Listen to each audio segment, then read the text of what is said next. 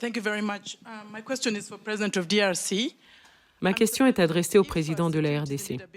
Monsieur le Président, si la sécurité est à l'évidence un gros problème pour vous, si vous étiez capable de résoudre ce problème par vous-même, vous l'auriez fait depuis longtemps.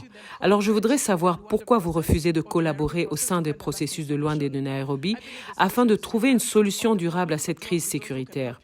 Je pense que la solution est entre vos mains et qu'il faudrait travailler avec ceux qui sont prêts à vous aider pour résoudre vos problèmes. Je suis du Rwanda et nous croyons tous que la sécurité est nécessaire pour l'investissement et le tourisme. Donc faites votre part pour trouver une solution. Si vous êtes rwandaise, vous devez savoir qu'il y a eu au mois de novembre une discussion qui a abouti à la définition d'une feuille de route pour sortir justement de cette crise. Et cette réunion a eu lieu en Angola, à Luanda précisément, et en présence de tous les pays, surtout les représentants des deux pays concernés, c'est-à-dire le Rwanda et la République démocratique du Congo. Il a été convenu, comme j'ai dit, une feuille de route qui décrétait le cessez-le-feu et le retrait immédiat du groupe de M23 qui est soutenu par le Rwanda le 25 novembre. Ce départ devait commencer et le 15 janvier, c'est-à-dire il y a 2 jours, on devait constater évidemment l'achèvement de ce processus.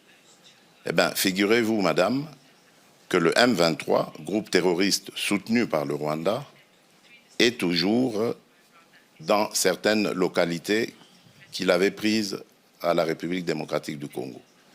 Malgré les pressions internationales, ce groupe maintient sa position, fait semblant de se mouvoir, mais en fait, il se redéploie d'une certaine manière et reste dans ces localités.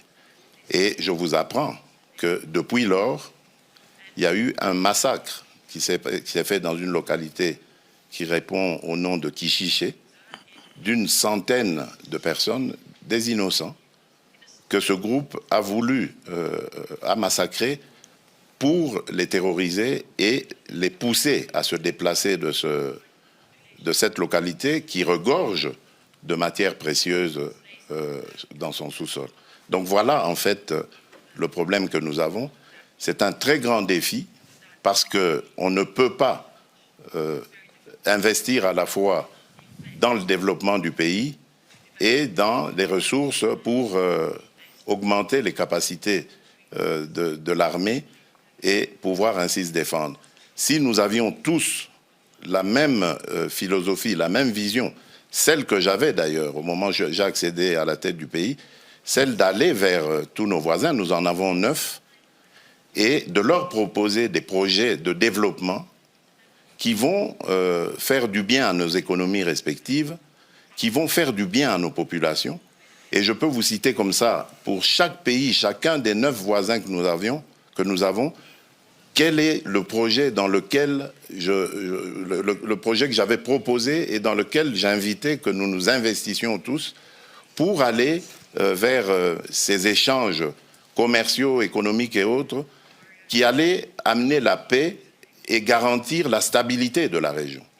Mais c'est à cause, évidemment, de certains voisins aux velléités belligérantes que cela est malheureusement impossible à réaliser.